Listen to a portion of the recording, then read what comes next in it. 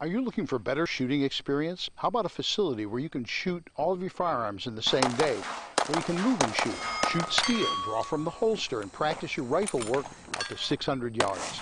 Shoot a very challenging sporting clays course or a round of trap or skeet. You can do all that and much more at the Aurora Sportsman's Club.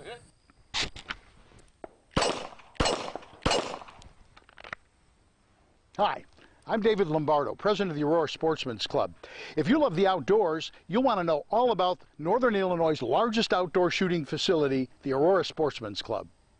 If you're a novice looking for a basic course, an experienced shooter looking for an advanced course, or perhaps you want to participate in your favorite shooting event, or just spend an enjoyable day with a family, the Aurora Sportsman's Club is the only shooting facility in the region that offers all that and more. Interested?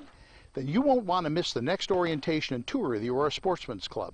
Call, email, or visit our website today to find out how you can become part of a better shooting experience at the Aurora Sportsman's Club in Waterman, Illinois.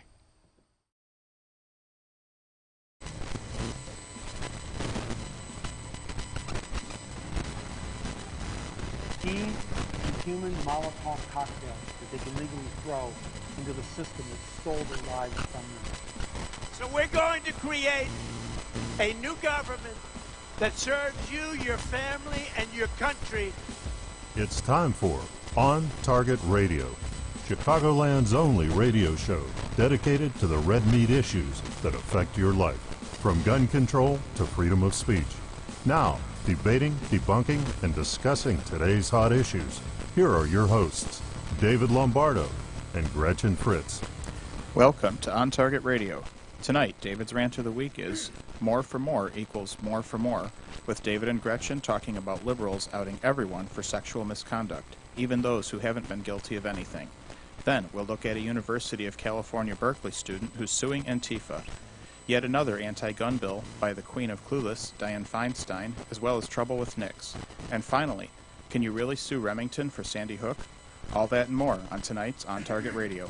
So give us a call at 815-205-1584. That's 815-205-1584. Or go to Facebook, like our page, On Target Radio, and ask a question or make a comment there.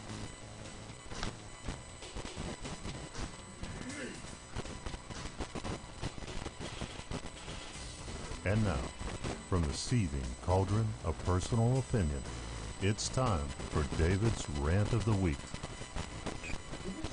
Sex scandals by federal office holders is a rare exception, nor a recent phenomenon. In 1776, Alexander Hamilton had an affair with Maria Reynolds, while both were married to other people. Reynolds' husband blackmailed Hamilton for over 20 years to keep it hush-hush. And lest we forget, there was Thomas Jefferson and Sally Hemings. To date, 81 sex scandals have been outed, with such notables involved as Senator Daniel Webster, Senator James Buchanan, who would go on to be president, Grover Cleveland during the presidential race, President Woodrow Wilson, President Warren Harding, President Dwight David Eisenhower, President John F. Kennedy, President William Jefferson Clinton, Representative Jerry Studd, Senator Gary Hart, Senator Edward Kennedy, Representative Barney Frank, whose gay roommate ran a male prostitute operation out of their shared Washington, D.C. townhome, and a lot more household political names. Now, let's be honest. The 81 known sex scandals are almost evenly divided between Democrats and Republicans. This isn't a political party thing, it's a guy thing.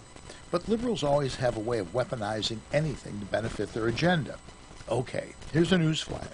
Democrats are two-faced, duplicitous jerks. Donald Trump was accused of sexual assault by 13 women during the 2016 election and denied it. Then there was a 2005 video released by the Washington Post 2 days before Trump's debate with Clinton. What a coincidence. That was surreptitiously acquired during a private conversation. Trump dismissed the video as locker room talk. Very recently, Roy Moore, a Republican candidate from Alabama for the U.S. Senate, has been accused by 9 women of sexual misconduct when they were in their teens. Throughout all this, Democrats were loudly proclaiming off with their heads. No one with that kind of baggage should walk the pristine halls of Congress, let alone the sacred White House. One of the more vocal proponents of throwing the sexually deviant miscreants out of office was Senator Al Franken of Minnesota. Shortly thereafter, Leanne Tweeden, a radio newscaster, accused Franken of forcibly kissing her and later groping her without consent during the USO tour in 2006. Tweeden produced photo evidence of the grope taken by Franken when Tweeden was asleep. Franken admitted to the allegations and apologized for his actions, but rather than resign from office, he elected to become contemplative over the Thanksgiving holiday. Returning from Thanksgiving holiday, apparently sufficiently contemplatized, Franken refuses to vacate his Senate seat, a punishment he has happily suggested for other socially deviant miscreants. And then we have House Minority Leader Nancy Pelosi, who is surprisingly silent about Franken, but whines that more shouldn't be allowed to join such an august rank as the House of Representatives. At the same time, she refuses to criticize Representative John Conyers. Conyers is facing a House Ethics Committee investigation over allegations that he sexually harassed members of his staff. In a way, I don't really blame Pelosi. I mean, let's be honest here. At 88, Conyers' ability to do anything associated with the word sex should be cause for celebration. In a bizarre twist, it has been alleged that Senator Mitch McConnell has been colluding with the vampire Obama-Clinton machine to derail Moore's run for the Senate and may be responsible for the women accusing him of sexual misconduct. Moore has steadfastly denied the allegations. Would someone please drive a wooden stake through the heart of the McConnell-Obama-Clinton propaganda machine? But wait, it gets better. When word got out that Moore was apparently targeted not only by the Democrats, but possibly by McConnell and company, a funny thing happened on the way to the forum. Campaign contributions started pouring into Moore's coffers from all over the United States. $500,000 within the first days of the story breaking. The more they try to defame him, the more money that rolls in. I say, keep the propaganda machine going, because more for more equals more for more. And that, Gretchen, is my rant for the week. So there was also a big rally on the steps of like the Capitol in Alabama or something, and a bunch of women who are supporting Roy Moore not dropping out of the race spoke and rallied. I'm not sure how many women were there, but I did hear one of them talking at this, public rally.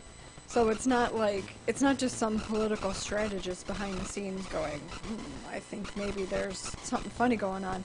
But basically, if Roy Moore should drop out, de facto, the Democrats going to win, and it's going to shift the balance of the Senate towards the left. And so, it's really, this is classic David Axelrod playbook. Classic. I mean, right down the line. Exactly what he did to Jack Ryan when Obama was running for senator in Illinois. Exactly what he did to Herman Cain. I mean, the list just goes on and on and on. And that's just off the top of my head, okay? That's not even with research, okay? With 5 minutes of research, I could come up with a much longer list. All you have to do is follow the money. The money that's going into Moore's campaign is coming in small amounts from all over the country. Just John Q. It's regular people. And the money that's going into the other campaign is not coming from the common folk. No. Which tells you who actually supports the guy. The Democrat. The Democrat, yeah. Mm-hmm. So it's interesting that this is happening. But, again, the more crap they put out on this guy, the more money that pours in. So, I don't know if he's going to win. It was a tight primary, I understand. Well, you mean on the Democrat side or on the Republican side? On the whole thing was a tight primary. Well, that doesn't really mean anything. No, but it's not That's like a cakewalk.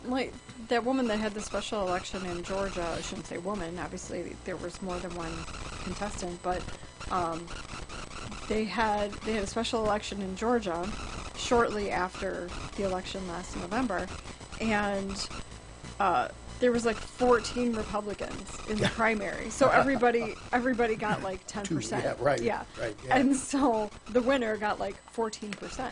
So and it was this woman, I don't remember her name, but I think it was Karen something, and so it looked like she was going to be really vulnerable in the general election. But it's like, okay, it's Georgia, it's a Republican district.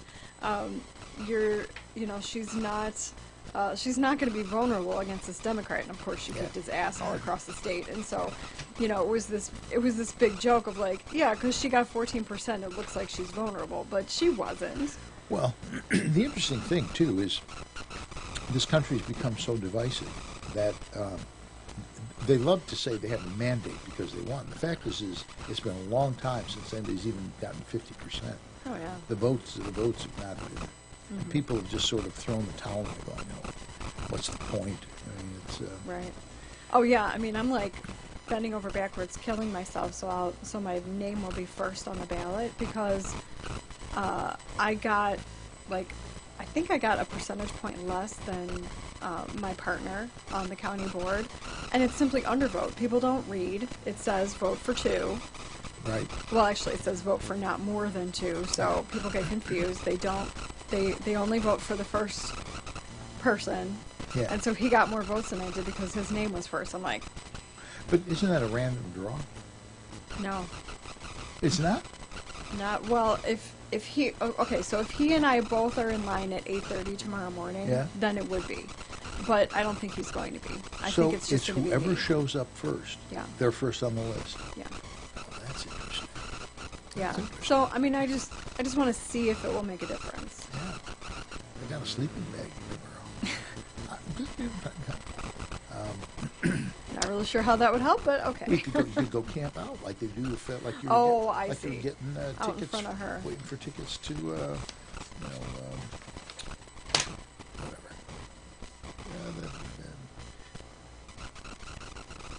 What's the greatest rock and roll band extant right now? Right now? Yeah, Oh, I Rolling don't Stones. Rolling Stones. know. Oh, Well, they're says you. When we come back, we'll have more on Rolling Stones. No, we'll have. We're going to talk about a University of California, Berkeley student is suing Antifa. I think this is very interesting. So we'll talk about that and more, with more, when we return with more on Target Radio.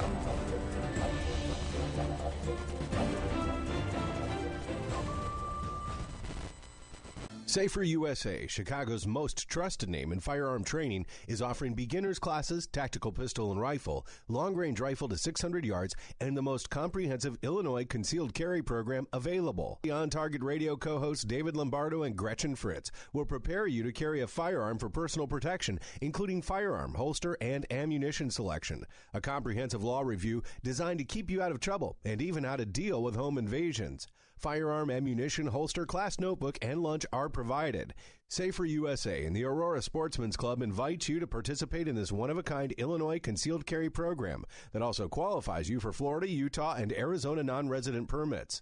Find out what over 6,000 students already know at saferusa.com. Or call 815-741-3474. That's 815-741-3474. Safer USA. Choosing to own a firearm is your business. Teaching you to own it responsibly is ours. Do you dread writing? Is it challenging to find just the right words to get your point across? Do you put off developing marketing materials because you just don't know where to start? You get one chance to make a first impression, and my editor, Creative Business Services, can help make it a strong, positive one.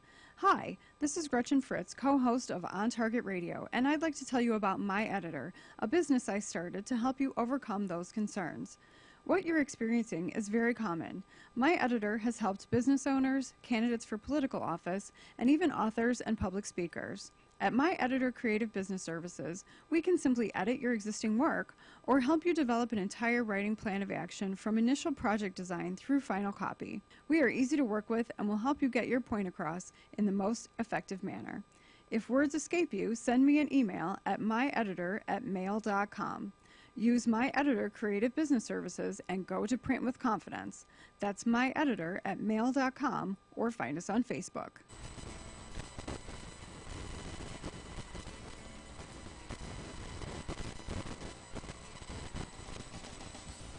You're listening to On Target Radio with David Lombardo and Gretchen Fritz.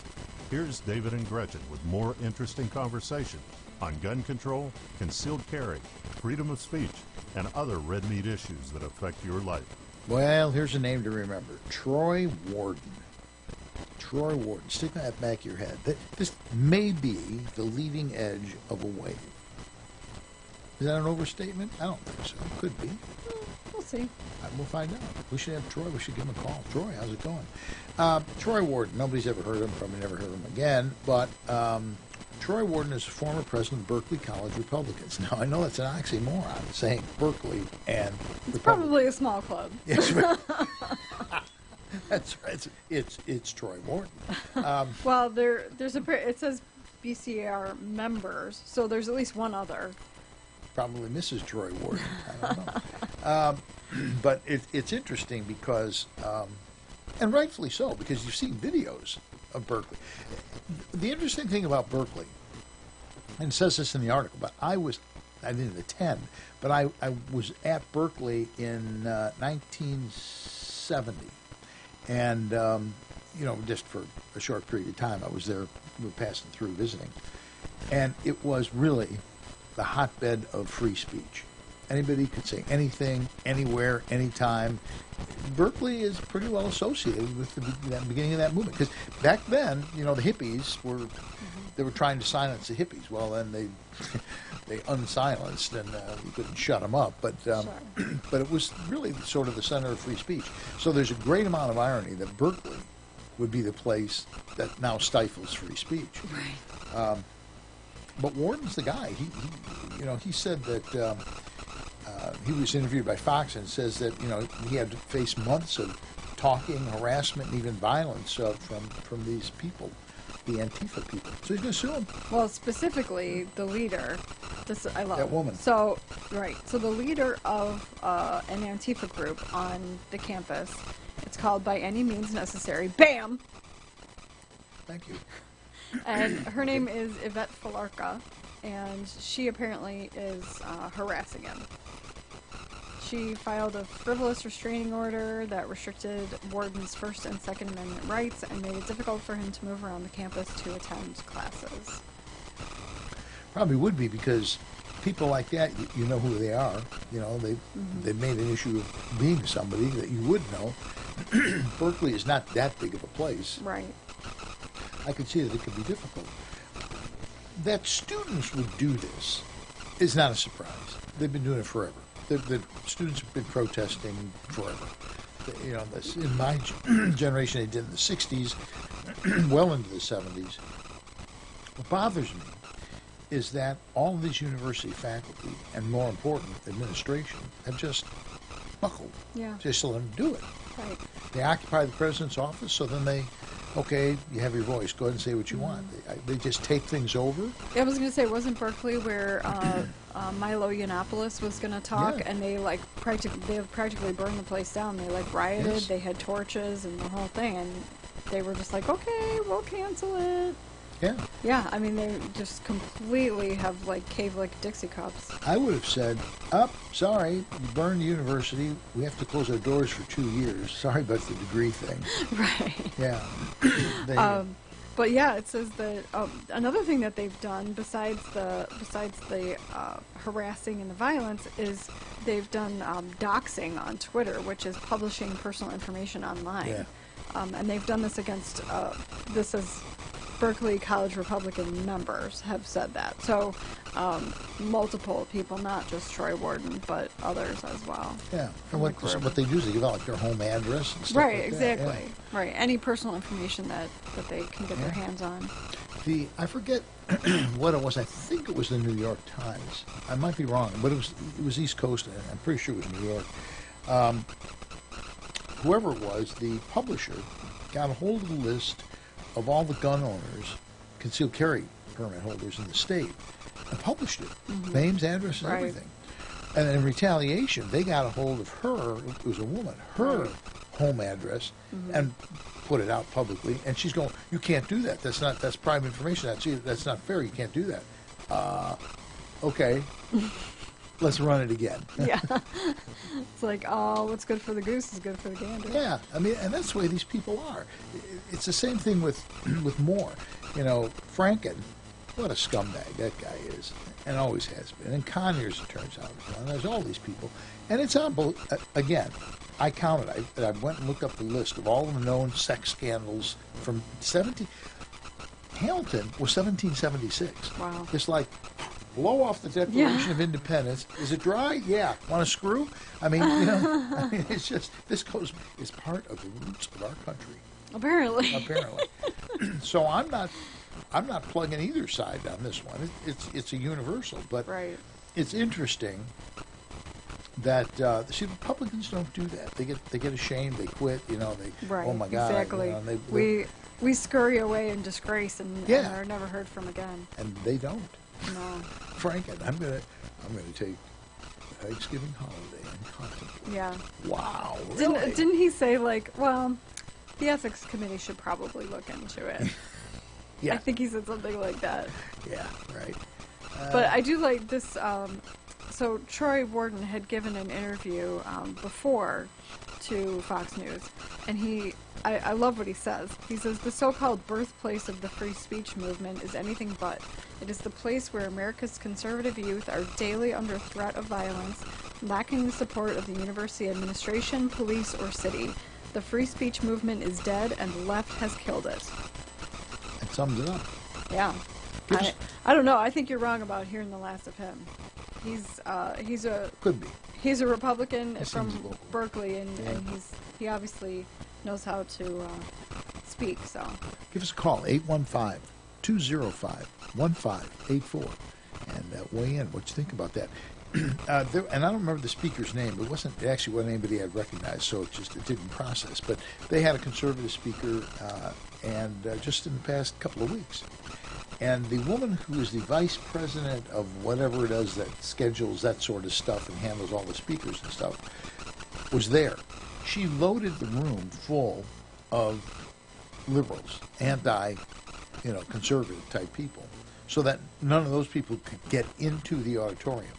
And then about 3 minutes into the guy's talk, they all got up, started making noise, and walked out. And she's there talking to them and laughing with them and stuff like that, as they're walking out. And then she would not let new people come in to fill the seats that had been vacated. What a load of crap.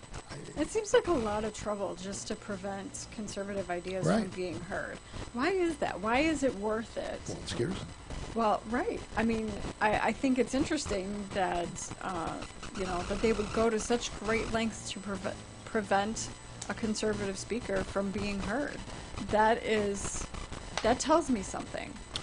It tells you that they haven't the leg to stand on. They know it, but they still want what they want. It's like, and that they handle their problems in the most juvenile way possible as well.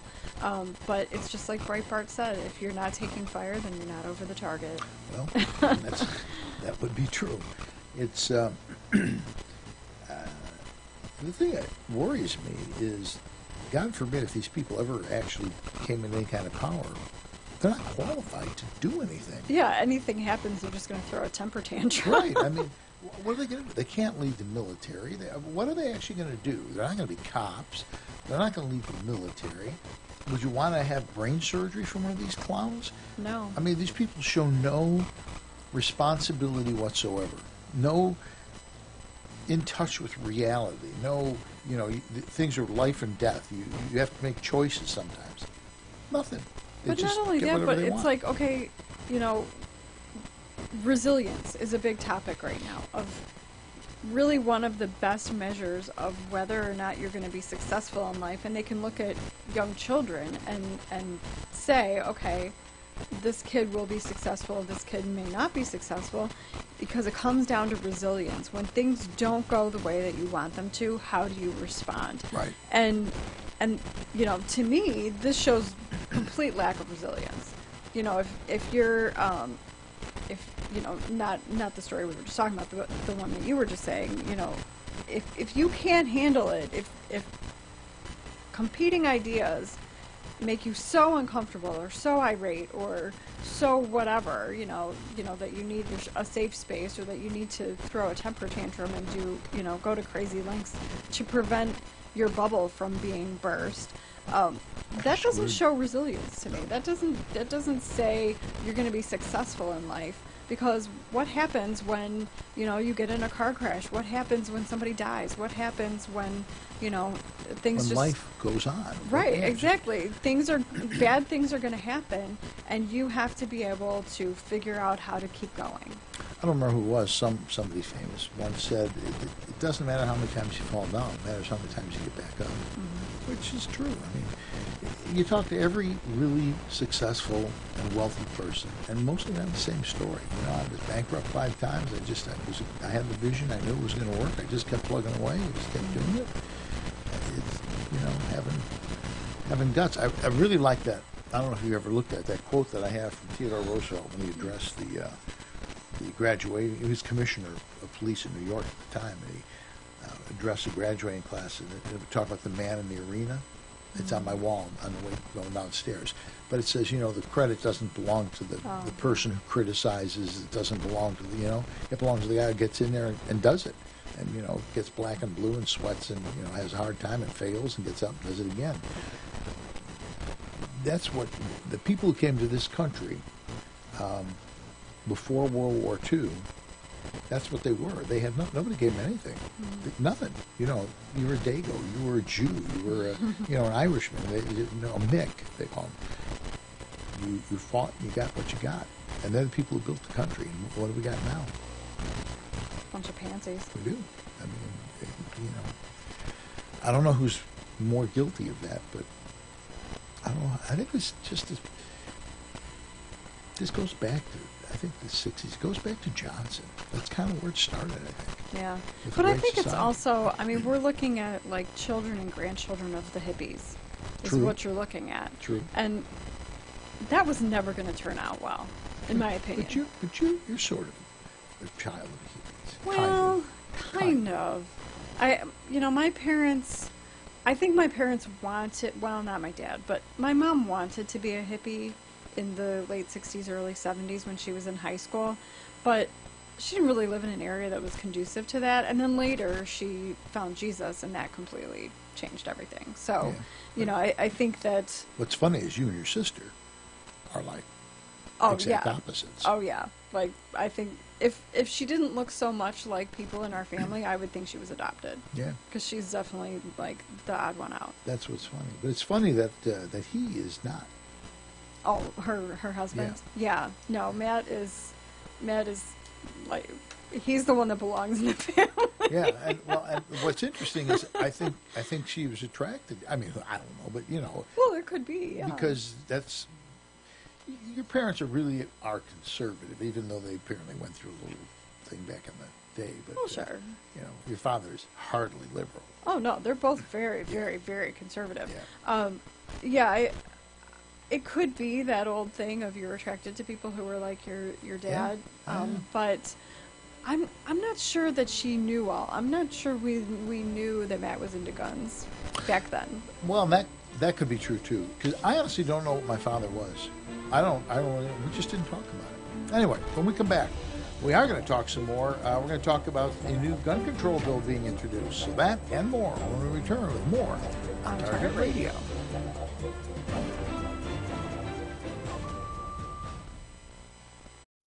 Hi, I'm David Lombardo, co-host of On Target Radio, and I'd like to offer you a partnership opportunity. For over 4 years, On Target Radio covered the red meat issues that affect your life, from gun control to freedom of speech on AM 560 The Answer.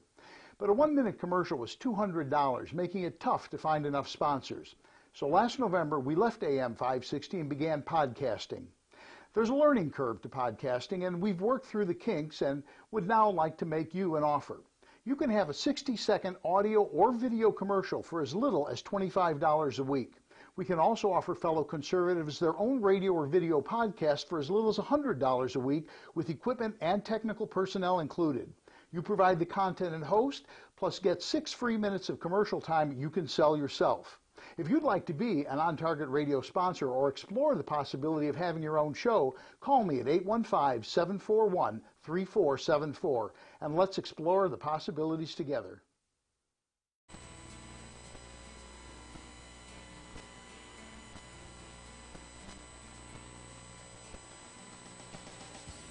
You're listening to On Target Radio with David Lombardo and Gretchen Fritz. Here's David and Gretchen with more interesting conversation on gun control, concealed carry, freedom of speech, and other red meat issues that affect your life.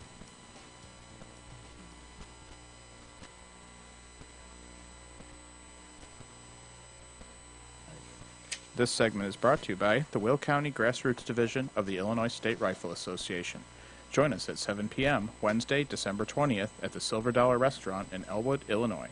December is Show and Tell, with guests bringing their favorite firearms or shooting-related piece of equipment and giving a brief talk about it. You'll find the newest gear, as well as very old military firearms, all with interesting histories and stories. Come join us and bring your favorite toy to show off. Just be sure it's unloaded and bring an empty chamber flag to go along with it. Join us Wednesday, December 20th at 7 p.m. at the Silver Dollar Restaurant in Elwood, Illinois. You know, when you speak, the room gets brighter. That's normal. And then I start talking, it gets dim. I don't know what that means. And when Gretchen talks, a little halo appears over her head. Everyone is laughing right now. I don't know how many watchers we have, but all of our viewers are laughing right now. Moving rapidly on after that one. So Yeah. I know this is going to be very hard for people to believe, but Dianne Feinstein She's back. has... there's another one, you need to put a stake through the heart of that bitch. Yeah. Apparently, she's never going to die. No, I don't think so. I think she and Keith Richards are going to the same guy that's pumping stuff into their bloodstreams. The only difference is it's clear that Richards has had nothing done to his face. There's no plastic surgery on that face anywhere. No, I don't think Feinstein is either. It's only Pelosi that's getting work done. I don't even understand Pelosi. I don't know how she can talk. Well, lately she can't. Oh, I know. The chicks on the right call her Choppy Hands McBotox. That's funny. She really does look bad. I mean, she looks fake. Yeah, she's terrible. Yeah. Whoever did that probably should lose their license. Well, I think it's one of those things. It's kind of like Michael Jackson. It's like, okay, it might have been okay if they had done a little bit and stopped, but it's just they're piling on year after year after year. They just keep going. So I think that's the problem. The most frightening thing I ever saw about Michael Jackson, and there were so many frightening things about him, was when they juxtaposed the picture of him when he was in the Jackson 5 against what he ended up. It's not even close to the same person. Oh, I know. They don't even remotely resemble one another. No. One's a white guy with a skinny nose, and the other one's a black guy with a big nose. Right. I mean, you'd never know. Look at those two pictures. And of it the same does person. look like towards the end of his life, it did look like his nose was almost like falling apart. Like, yeah. Like it probably was just barely hanging on. Yeah, there's a big argument to be made for. If somebody has a horrific scar across the middle of their face, okay, let's do something about that. But Yeah, you definitely there's some cautionary tales out there. We'll say, when it comes to the cosmetic stuff. Let's just shorten this entire conversation and say that no doctor is going to use Pelosi as an ad. No. Or maybe as make her a before. Yeah, she's the poster child for let's reel it in a little bit. Anyway, Feinstein and Cornyn have come up with a new law. Now, this is exactly what pro-Second Amendment people sweat about at night. This is literally all the other stuff. We're going to ban this. We're going to ban that. We're going to, there's the argue, all that stuff. This is like the big kahuna. Well, it's a registration system. Not only that, one of the things that I find troubling about this, for anyone who is not, conversant with who John Cornyn is, he's actually a Republican from Texas. Right. So the fact that the fact that a Republican from Texas is teaming up with Dianne Feinstein to pass a gun control bill is more than slightly disturbing to me. As a politician, you know, from that side of, you know, from that perspective, it's very disturbing. Now, I don't have a problem with making sure that people who shouldn't own guns gets into the NICS system. Mentally ill people, that kind of thing. Because the one theme that's maybe not 100%, but it's really close, is all these mass murderers are all nuts. Most of them. And they know about it. They've known about it all along. They're on drugs. They're on They all have this stuff. varying levels of contact with law enforcement and, Right. you know, varying levels of being known in the community as problem children. But yeah, I mean, when they look into these people, most of them, I'm not sure about the Las Vegas guy. I haven't really heard anything about him yet. But as far as, like, any mental illness problems he might have had, but the others, almost to a person, have, Sure. you know, have had issues. Although I'm not sure about the Orlando guy. Did he have any documented mental illness issues? I don't know that he did. He went through NICS, though. Most of these people Right. legally acquire guns. Most of them, not all of them. Right. Lanza did. He stole Right. from his mother. Those were Yeah. stolen. We got a caller on the line. Cryptic as it may be. We'll see. Hi, you there? Hi, this is Millie. I'm calling from Chicago. Hello, how are you this evening? I wanted to make a comment on the free speech aspect regarding there was a town hall of Harmon and Willis last week. Yeah, were you And there? the way that they, yes. So the way that they took responses was they had people who came in and signed in, and then you kind of like wrote your response on a card, and then you handed it in to the lady at the desk. And then everyone kind of went into the meeting, and then the guy sitting off in the corner, which wasn't the senators, but it was like some dude from the village or something, read these cards out. And so they restricted my card. And so they read through some cards regarding the bills that they wanted to kind of pass. And then they're like, okay, well, thank you for coming. And then I kind of raised my hand, and I said, well, what about my question? And they were like, what? And so I said, you only read, like, certain questions, or, you know, you don't not respond to somebody who's opposing you. And it turned out to be very ugly.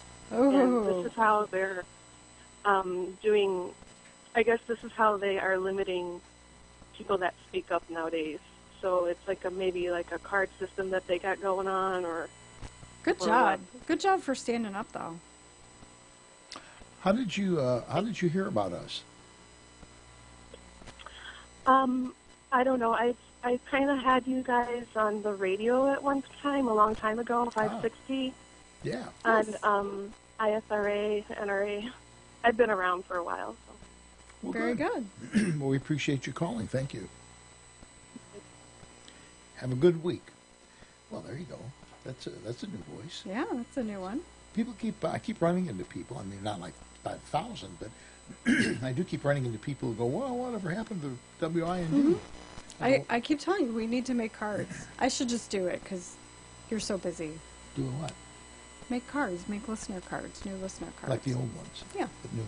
Yeah. Yeah, because you Only know, better, like, you could see them without a magnifying glass. there was perhaps too much information out there. It was maybe a little too much for such a small format. Yeah, when I start putting my shirt size on it, it's good. I just, the sound just went through, through one ear through the other. I just lost my headphones. Yeah. I think he's just jerking our leash. He's playing with stuff? Okay. Well, Not stuff. We're not saying he's playing with anything. We're just saying, let's move along. I meant electronic stuff. Electronic stuff, yeah. So, we're back. So one of the things that I think is interesting about this bipartisan bill that Cornyn and Feinstein have cooked up together is that, what they want to make a federal database out of all the separate state databases. They want to, make it all one thing. But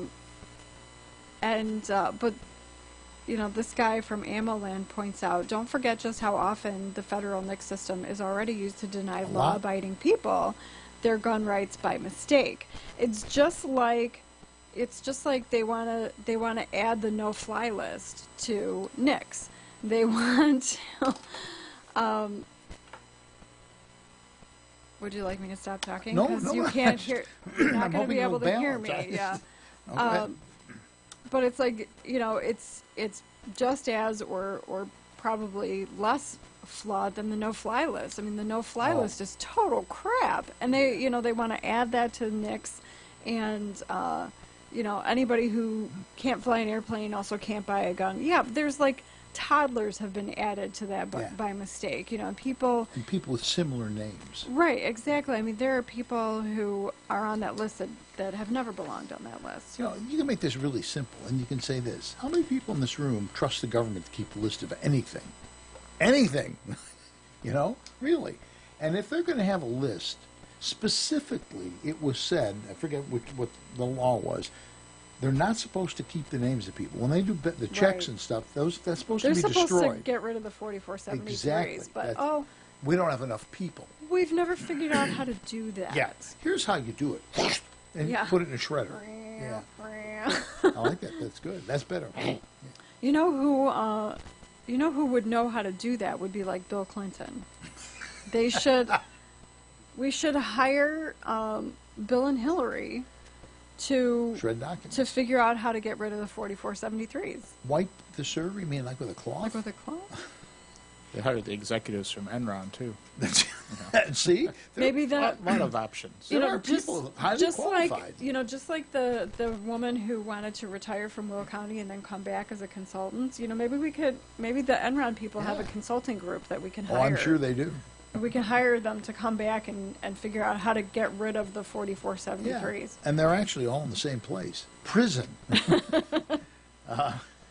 He said, they can take a break from making license plates and they can get rid of these documents. I knew a guy, John Wing, who was one of the co-founders of Enron, and he said to me, he became president of Enron Europe, and he said to me the day they hired Lay, that they had a get-together, a soiree, and they all flew in from all over the world to meet this guy. And John goes, I went home and I sold my stock, and I quit. Literally, that's what he said. That was it. I was done. After I met that scumbag, I didn't want to have anything to do with the company. There you go. Somebody saw the writing on the wall. Yeah, somebody did. All right, you got stuff to do when we come back, right? Not much. Well, we got a little bit of something. We got something we're going to do when we come back. And we're going to also talk about the Remington Arms case coming up. So all that and more, including modulating ears, when we return with more on Target Radio.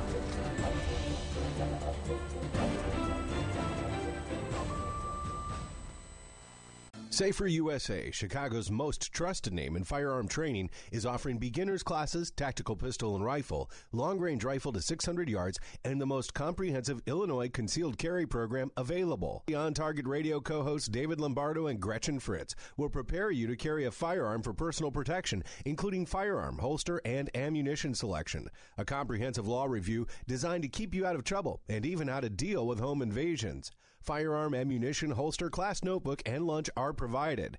Safer USA and the Aurora Sportsman's Club invite you to participate in this one-of-a-kind Illinois concealed carry program that also qualifies you for Florida, Utah, and Arizona non-resident permits.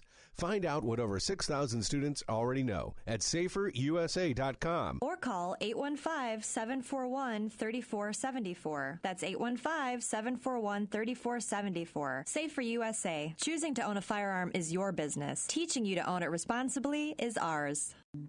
In need of a ride to O'Hare or Midway Airport? Well, look no further. The Yellow Checker Cab Company is the cab company for you. With the Yellow Checker Cab Company, you will always be greeted by a friendly face and arrive safely and on time for your flight. Start your trip off right by taking advantage of one of their limos, shuttle vans, cabs, or courtesy cars. And airport trips are not all they specialize in. This 24-hour cab service will pick you up anytime, any day, for any occasion. From bachelorette parties to school dances extravaganzas to just a night out with friends. Yellow Checker Cab Company has the best rates in town. So sit back, relax, and leave the driving to the professionals. Once you experience their fast and affordable cab service, you'll be a customer for life. When it comes to cab companies, be sure to choose Yellow Checker Cab because you have the right to expect certain things from your cab company. For further information or to book your trip today, call 815-744-2900. That's 815-744-2900.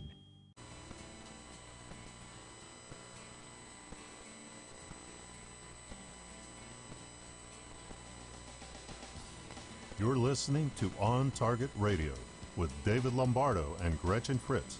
Here's David and Gretchen with more interesting conversation on gun control, concealed carry, freedom of speech, and other red meat issues that affect your life.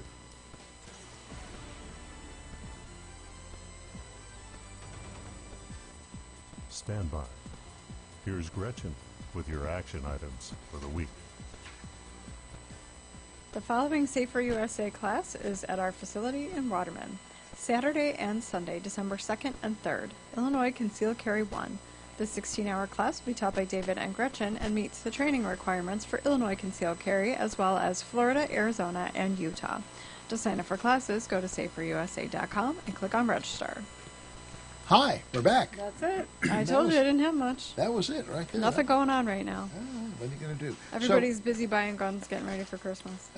Did you notice that tens of thousands of people with outstanding warrants got purged from the NICS database? Not until I read this article. They, now these are people who are bad guys, okay? Mm-hmm. So it's not like they go, oh my, we have nice people on here, middle-class Americans who earn their living and pay their taxes. No, these are scumbags, okay? But they reclassify the definition of what qualifies to be a fugitive. And they Fugitive from justice. Yeah, fugitive from justice. And what they do is they reclassified it to be only people who have crossed state lines. So if you commit a felony here in Illinois and you don't cross a state line, you're not a fugitive from justice. Yeah. And they all got dropped. Yeah, although some of these people are not total scumbags because there can be a warrant, an outstanding arrest warrant for a number of things. Could be, yeah. I mean, if you don't show up to court, they can issue That's true. an arrest warrant, and it could be court for anything. I mean, it could be, child support, Sure. So, I mean, some of these people probably aren't really they're not felons. How many times have you had a warrant out on you? That would be 0. How many times have you had a warrant? 0. How many times have I had a warrant? See, I have this theory, and I know this is, every liberal will probably be beating down my front door with torches. Mm-hmm. But if you're in court with your hand up going, I swear to God I didn't do that, I got an alibi, okay, maybe, but realistically, most of the time the system works. Admittedly, there are some people in jail that should not be there, admittedly. But realistically, most of the time, when the cops pull you over and they arrest you and they drag you into court and you're going through a trial. Okay. I don't have statistics on how, what is the spread, what is the, the various things that people have arrest warrants for. But, I mean, I just know from being a cop that, if I write you 2 traffic tickets, you have to go to court. And if you don't go to court, they can, even for traffic violations, I mean, I won't say that they always do, but even for traffic violations, even for not going to traffic court, they can put a warrant on your record. And the next time you get pulled over, it's going to be a high-risk stop, and I'm going to be like, put your hands out the window, do it now, put the keys on the top of the car, do it now, okay? So that can happen from not showing up to traffic court or not showing up to your child custody court. Let's take a half a step back on what you just said. I agree. You're completely right.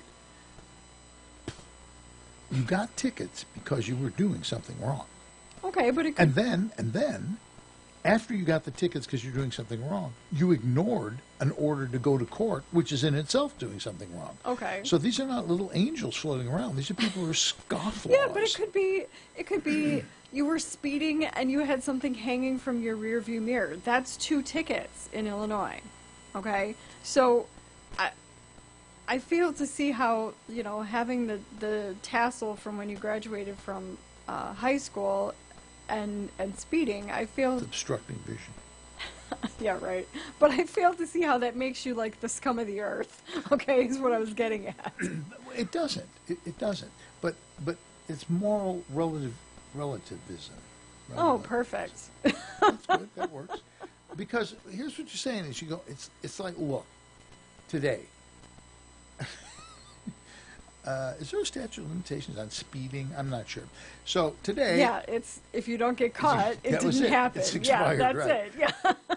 I'm driving on 52 going west towards Grove, and then I'm going to turn go north. And I was doing something or other, and I got up to about 80. Okay. Yeah. And I looked at the fuel flow. It's telling me you're doing this so many miles per gallon. I go, ooh, that's interesting. I'm getting 21 miles per gallon at 80 miles per hour. Steady cruise. Let's experiment. Let's do like a little chart about what you're... So now I'm going... I'm 80 for a minute and a half. Well, that's 21. Let's go 75. Oh, well, let's go 82. And I'm just, and that's clearly scofflaw. Okay. I'm looking at that and I'm going, if I'd have gotten pulled over, I'm not going to argue with the guy. What am I going to say? Well, he's doing a little chart here. If I pulled you over, that's field sobriety right there. But you know what I mean. You're wantonly and willfully breaking the law. I don't care. You are. Okay. You're doing it. So if people break the law, where do you draw the line? We go, well, that's an okay breaking the law, but this one's not an okay breaking the law. Okay, but what we're saying is those type of people, along with felons who are fugitives from justice, were ending up in the NICS database. Yeah. And, the interesting thing about this, to me, is that for more than 15 years, the FBI and ATF have been disagreeing about exactly who qualified as a fugitive from justice. Yeah. So the FBI was like me. They were like, well, no, I should say the FBI was more like you, saying, right.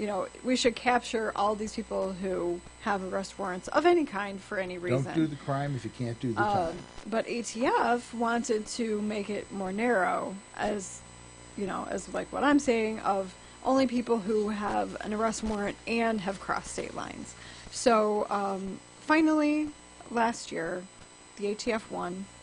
Department of Justice Department, Office of Legal Counsel, sided with ATF and narrowed that definition of fugitives from justice, and they dropped 500,000 people.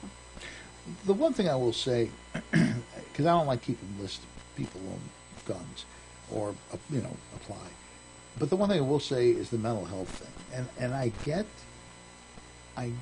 that you have a right to confidentiality between you and your doctor, but when someone is exhibiting clear, aggressive, anti-human behavior, sure, you can't just you can't let them go out and buy guns and roam freely. I mean, these people don't.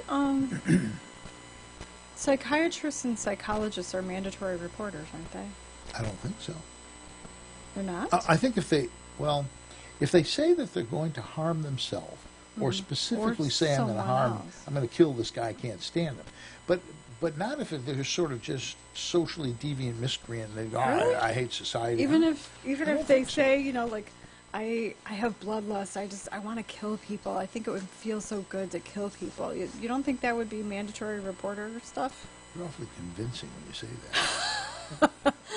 Did you see that look on her I face? am a thespian.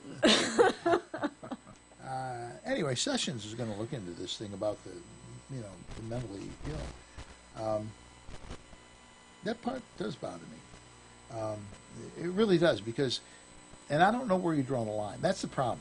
The problem is where do you say this is it? Below here, you don't have to worry about it. Well, and I have a big problem with the privacy thing too. The HIPAA laws do prevent law enforcement from looking at your doctor's records. Right. And you know what? I can't say that that's a bad thing, but at some point, you know, we need to have a way to identify the Adam Lanzas of the world, and make them known to, you know, NICS. Make them people. Right. Yeah. You know, somehow get them on the background checklist to where they're not going to be able to walk into a gun store and make a purchase. You know, and the Dylan Roofs and, you know, all these type of people. Most of those nutballs did go and legally purchase. Right. guns. Adam Lanza was a bad example because he was one of the craziest, but he didn't buy his own gun, so he's not really the best example. Dylan Roof is probably a better example. Wasn't it Lanza that the CIA talked to? Well, the one article. This one. I don't know that the CIA talked to him, but or was it FBI? But the FBI saying he'd be a good employee. No, I don't have that. What I have is FBI had like an informant talking to him online, talking to Adam Lanza online, and she said he looked upon school shooters with respect and understanding. And she called him the weirdest person online who devoted almost all of his internet activity to researching and discussing mass killings he meticulously documented and viewed as a symptom caused by a broken society. So he was known to the FBI, apparently. One of these guys... This is news to me. This is the first one time of I've these heard. guys, a year before he went wacko, somehow got on either the CIA's or the FBI's radar, and they went and visited him and had a long talk. He's a computer geek. Oh, okay. And said, you know, you got a future with the CIA or the FBI, I can't remember which. And then it goes out, and, you know, and he did have a future with him because he went out and killed a bunch of people and got arrested by him. Before we split, I thought maybe you were talking about the Orlando shooter because he was a third-party contractor with the government, and so, you know, I thought maybe this was a younger guy. It was one of the younger ones. Well, he wasn't. He was only in his 30s, I think. He wasn't very old, but yeah, I thought the CIA was like looking at him as a possible employee, or he kind of almost was an employee. Before we skip, I just want to point out that that the people from the Sandy Hook Elementary School thing, Newtown, they are suing Remington Arms. Now, there was a law passed some years ago, not a real long time ago. 2005. 2005, okay. That is called the Protection of Lawful Commerce of Arms Act. Yes. And this is basically true for everybody. You can't sue a car manufacturer because you get drunk and have an accident. You know, you can't sue an airplane manufacturer because the pilot loses control and crashes the airplane. But they want to sue gun manufacturers if a gun is used in a negative way. I look at this and I go, can't win, but who knows? You never know these days what'll win and what won't. Well, and it's Connecticut Supreme Court. They have a really good lawyer, so they do. We'll see. And it's Connecticut. It's East Coast. You know, they're anti-gun to begin with. They're a little bit. Woo. How'd that go? Woohoo! Woohoo! Yep. Beep beep. Yeah. Okay. Whoop whoop whoop.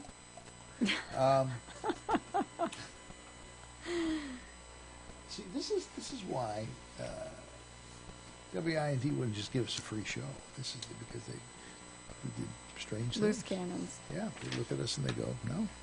They're like, well, she's got a potty mouth and he's a little woohoo. Yeah, we'll take your money. But, right. Yeah. We'll happily take your money by the fistful. We'll put you on Sunday nights at midnight. You know what I'm saying? I don't know. Somebody said to me recently, "There's no other show like yours." But when as I walked away, I was thinking, what exactly do they mean by that? Is that good or bad? What exactly is meant by that? Yeah. I don't know. Do you think there's another show like ours? No, I don't believe so. This should work. We finally got a message on Facebook. What does it say? Raymond says the framers had it right in the beginning. Too many laws makes for too many criminals. Back to smaller government. It's true. There's a lot. It really is true. There are a lot of laws that are essentially worthless that are on the books, and people get caught up in them. And you know, once you get a record, you are screwed. Oh yeah. You're up the creek. Oh, especially like if you have any contact with certain agencies like DCFS. Yeah. Oh, just you're screwed. Oh. You're done. Anyway, we'd like to thank you for taking the time to listen tonight with only one half of your headset going. And we'd appreciate it if you tell your friends about On Target Radio. We'd also like to thank our engineer, Eric Allen, when he's not screwing with our headphones, and our sponsors, the Will County chapter of the Illinois State Rifle Association, Yellow Checker of Joliet, My Editor Creative Business Services, the Aurora Sportsman's Club, and Safer USA. And when I'm not screwing with his head, it's one or the other. I don't know. And finally, we hope that you will listen next week when we'll be covering more, kind of red meat issues. Sometimes they're a little overcooked, and sometimes they're a little soft boiled. Anyway, we'll be back next week.